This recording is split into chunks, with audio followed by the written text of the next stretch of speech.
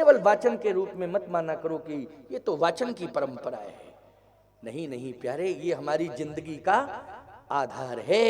हमारे जीवन को सक्षम में बनाने के लिए ये रामचरितमानस की कथा हमारा आधार है, आधार है। हम व्यथा रोगी हैं, लेकिन व्यथा को समाप्त करने के लिए, जीवन की व्यथा को समाप्त करने के लिए रामचरितमानस शांति रूपी संजीवनी है प्यारे, इसलिए इसको पीते रहना चाहिए। ये शांति रूपी संजीवनी है। बोलो, यहां आकर के तुम्हें शांति का अनुभव हो रहा है कि नहीं हो रहा? पहले ये बताओ, हो रहा है अनुभव कि नहीं? भले ही घर में जाके बेचैनी बढ़ जाए तो वो तो घर की बात है, हम क्या कर सकते हैं इसके लिए? क्यों भाई, वो तो तुम्हारे घर की व्यवस्था है, इसके लिए मैं क्या कर सकता हूं? लेकिन यहां आकर के शांति का अनुभव हो रहा है, और शांति का अनुभव ना हुआ होता तो इतनी शांति से बैठे ना होते। बोलो भाई, प्रत्यक्ष प्रमाण है ना शांति का, तभी तो शांति से बैठे हो। ये है शांति की संजीवनी। किस रोग को दूर करने के लिए? व्यथा रूपी रोग को दूर करने के लिए मानस शांति संजीवनी है। इसलिए शांति रूपी संजीवनी को कर्णेंद्रिय से पीना है, मुखेंद्रिय से नहीं। किससे? कर्णे। पेयम पेयम श्रवण पुट के, पियो पियो श्रवणेंद्रिय से, श्रवण पुट से। आइए सुनिए, चर्चा कहां चल रही थी जरा बताओ थोड़ा सा। हाँ हाँ हाँ, वाह वाह वाह, हम भूले उले कुछ नहीं थे। हम तो तुम्हारी परीक्षा ले रहे थे कि तुम लोग सुन भी रहे हो कि खाली बैठे ही भर हो। लेकिन नहीं, आज ऐसा हुआ है, आपने जैसे ही बताया तो उसी पॉइंट को आपने बताया। मैं पूरी तरह से समझ रहा था कि मैंने कहां पर मेरी कथा चल रही है, किस स्थल पर हूं। लेकिन परीक्षा हो गई, परीक्षा में पास हो गए तुम सब पास हो गए। नहीं तो गलत तरीके से फेल होते हैं लोग। हाँ, पता नहीं किस किस तरह से सुनते हैं लोग। अच्छे श्रोता है मुगेली के। हनुमान जी ने जैसे मुष्टिका दिया, इसका मतलब है कि बुराई पर प्रहार किया, किया कि नहीं किया? और जब बुराई पर प्रहार किया, आहा, लंकनी की विचारधारा बदल गई। जो लंकनी हनुमान जी को रोक रही थी, खबरदार एक कदम आगे मत बढ़ाना, तुम चोर हो। और जैसे हनुमान जी ने प्रहार किया तो कहती है, तात मोरति पुण्य बहुता,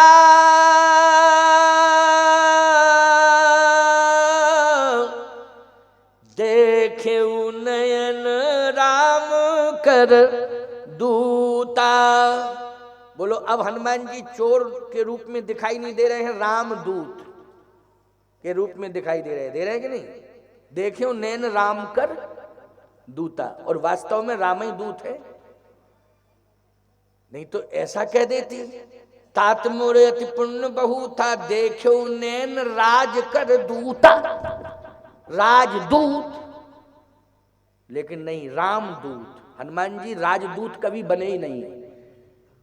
राजदूत तो अंगद बना है, राजदूत कौन बना है?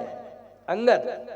हनुमान जी कभी राजदूत नहीं बने, किसी भी काल में हनुमान जी राजदूत नहीं बने, रामदूत बने।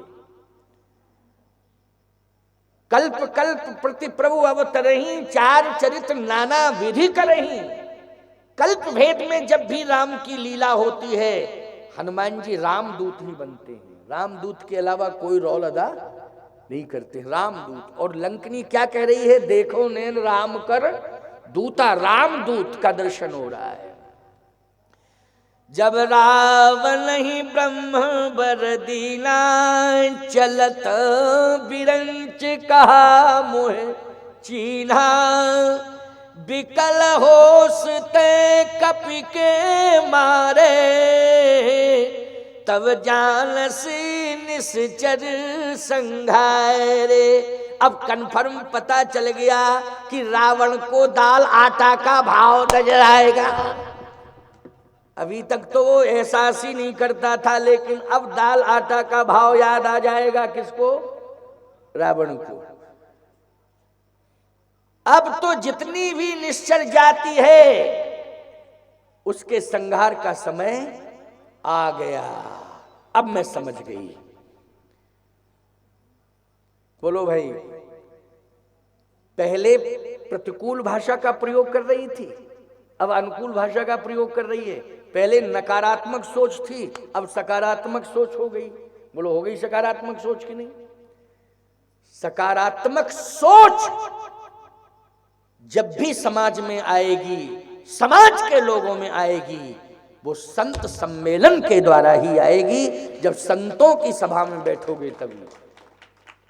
तात स्वर्ग अपवर्ग सुख धरिए तुला एक अंग, और तूल न ताहि सकल मिल जो सुख लव सत्संग। याद रखना, आप सब जितने भी बैठे हो सत्संग में, ये आपकी यहां सकारात्मक सोच बनाई जा रही है ना? उसी पर ज्यादा प्रभाव छोड़ा जा रहा है ना। सोच कैसी हो? सकारात्मक सोच हो। सत्संग बहुत अच्छा हुआ। हनुमान जी ने कहा, ये बताओ, अब हम अंदर जाएं शहर में कि नहीं, लंका में जाएं कि नहीं जाएं? क्या क्या क्या कह रही हो? वो कहती है, प्रवश नगर की ये सब काजा। आप तो जल्दी जाओ, जल्दी, अब रुकने की जरूरत नहीं है। प्रवेश नगर कीजे सब काजा, हृदय राख कौशलपुर राजा।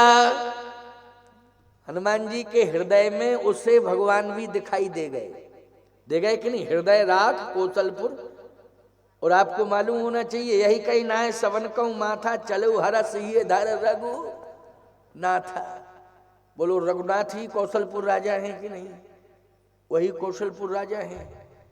एक बात और सुन लो, लोग कहते हैं अभी राजा तो बने नहीं राम जी, अभी तो वनवासी हैं, ये कौशलपुर राजा कैसे हो गए? कौशलपुर राजा तो महाराज दशरथ हैं। अरे तो दशरथ जी तो चले गए, क्यों भाई? चले गए ना सुरधाम। फिर तो भरत है कौशलपुर राजा। नहीं नहीं, भरत जी ने राज्य स्वीकार नहीं किया। भरत जी ने राज्य स्वीकार नहीं किया। भरत हैं कारवाहक राजा। क्या है? कारवाहक राजा। लेकिन सही बताओ भैया, सिंहासन पर, अयोध्या के सिंहासन पर किसकी चरण पादुकाएं रखी? राम की रखी कि नहीं? श्री राम की चरण पादुकाएं रखी हैं। याद रखना, सिंहासन पर इतिहास में अभी तक सिंहासन पर मुकुट रहता है। बोलो, रहता है कि नहीं? जरा आप सब पुराणों की कथाएं सुनते रहते हैं। ये मुगेली में तो बहुत कथाएं होती हैं, पुराणों से संबंधित कथाएं होती रहती हैं, और तमाम संत प्रवक्तागण आते रहते हैं। सिंहासन पर चरण पादुकाएं रहती हैं कि मुकुट रहता है? और जो राजा बैठता है उसके सिर पर मुकुट रहता है। और यदि राजा विश्राम करने जाता है तो उसका मुकुट कहाँ होता है? सिंहासन पर होता है। होता है कि नहीं होता है? लेकिन याद रखना, ऐसा पहला प्रमाण है कि सिंहासन पर चरण पादुकाएं हैं, मुकुट सिंहासन पर नहीं है। जबकि मुकुट राम के साथ नहीं था। बोलो, था क्या? मुकुट जो है कहां था? सिंहासन से पृथक। लेकिन चरण पादुकाएं कहां थी? सिंहासन पर। चरण पादुकाएं किसकी थी? कहा, प्रभु राम की चरण पादुकाएं थी।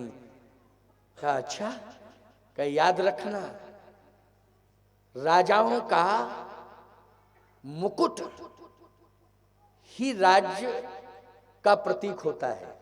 बोलो, होता है कि नहीं? मुकुट किसका प्रतीक होता है? राज्य का प्रतीक होता है।